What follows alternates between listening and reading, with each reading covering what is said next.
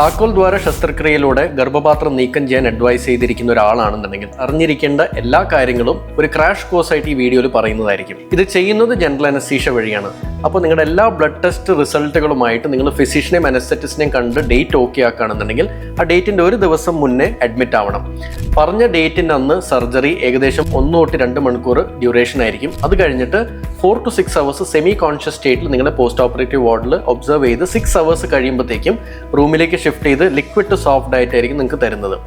അടുത്ത ദിവസം രാവിലെ നിങ്ങൾക്ക് നടക്കാൻ പാകത്തിനാവുകയും സോഫ്റ്റ് നോർമൽ ഡയറ്റിലേക്ക് ഷിഫ്റ്റ് ചെയ്യുകയും ചെയ്യും.